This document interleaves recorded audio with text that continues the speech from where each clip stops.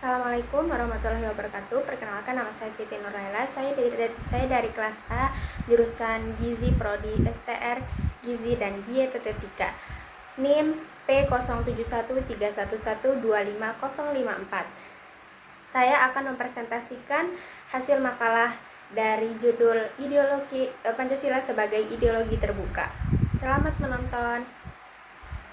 Setiap negara memerlukan suatu ideologi sebagai pandangan hidup, cita-cita, dan pedoman dalam mencapai tujuan nasionalnya. Ideologi berfungsi sebagai kekuatan integratif, menyatukan berbagai perbedaan, dan memberikan arah bagi bangsa. Indonesia dengan kemajemukan suku, agama, ras, dan budaya membutuhkan ideologi yang mampu merangkul seluruh komponen bangsa. Pancasila yang digali dari nilai-nilai luhur budaya dan religius bangsa Indonesia sendiri telah disepakati oleh para pendiri bangsa sebagai dasar negara dan ideologi negara. Sebagai ideologi, Pancasila tidak hanya sekedar seperangkat prinsip, tetapi juga merupakan sistem nilai yang membuat dimensi realitas, idealisme, dan fleksibilitas. Namun, seiring berjalannya waktu dan munculnya tantangan globalisasi, radikalisme, serta polarisasi sosial, pemahaman dan pengamalan Pancasila sebagai ideologi negara perlu terus diperkuat dan direktualisasi. Pengertian dan hakikat ideologi.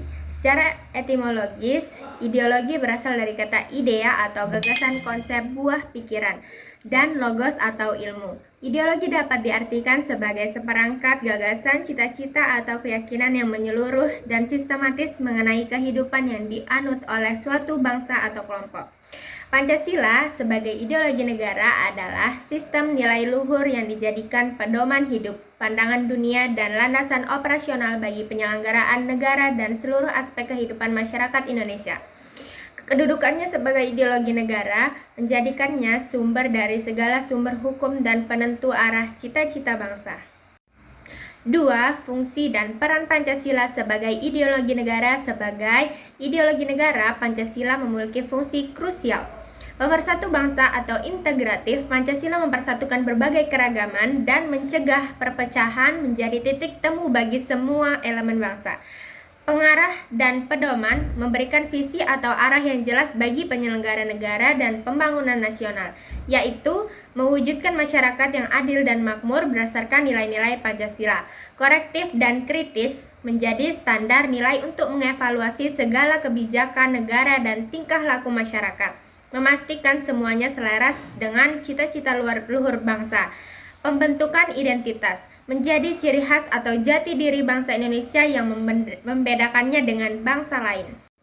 3. Pancasila sebagai ideologi terbuka. Pancasila diklasifikasikan sebagai ideologi terbuka, yang berarti nilai-nilai dasarnya bersifat tetap, namun implementasi dan pengembangannya dapat menyesuaikan dengan dinamika perkembangan zaman dan tuntunan masyarakat.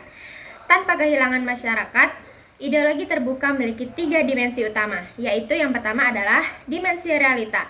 Nilai-nilai dasar Pancasila berakar pada nilai-nilai real yang hidup dan berkembang dalam masyarakat Indonesia atau ketuhanan, kemanusiaan, persatuan, kerakyatan, dan keadilan. Yang kedua ada dimensi idealisme. Pancasila mengandung cita-cita luhur yang ingin dicapai oleh bangsa Indonesia.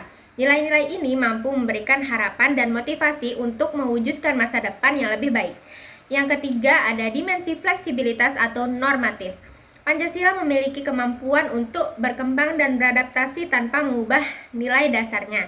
Nilai-nilai dasarnya dapat dijabarkan menjadi nilai-nilai instrumental dan nilai praksis yang relevan dengan perkembangan zaman.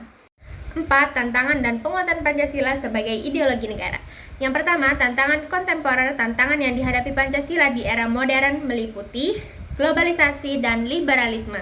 Arus informasi dan budaya asing masif seringkali bertentangan dengan nilai gotong royong dan spiritualitas Pancasila, berpotensi mengikis nilai-nilai luhur bangsa. Yang kedua, radikalisme dan ekstremisme. Munculnya ideologi-ideologi yang ingin menggantikan Pancasila atau menafsirkan agama secara sempit, mengancam persatuan dan kerukunan politik, identitas, dan polarisasi sosial. Penggunaan isu SARA dalam politik yang melemahkan sila pertama Indonesia dan kerakyatan, kesenjangan ekonomi dan korupsi, ketidakadilan sosial dan praktik korupsi yang merusak nilai keadilan sosial. Yang kedua ada strategi penguatan Pancasila, memerlukan upaya kolektif antara lain melalui pendidikan dan sosialisasi, mengintegrasikan nilai-nilai Pancasila secara holistik dalam sistem pendidikan formal, informal, dan non-formal. Yang kedua ada keteladanan kepemimpinan, aparatur negara dan pemimpin harus menjadi contoh nyata dalam pengalaman Pancasila. Reaktualisasi nilai, menafsirkan dan menerapkan nilai-nilai Pancasila dalam konteks isu-isu kontemporer, misalnya sila kemanusiaan dalam konteks hak asasi manusia, sila keadilan sosial dalam konteks ekonomi digital.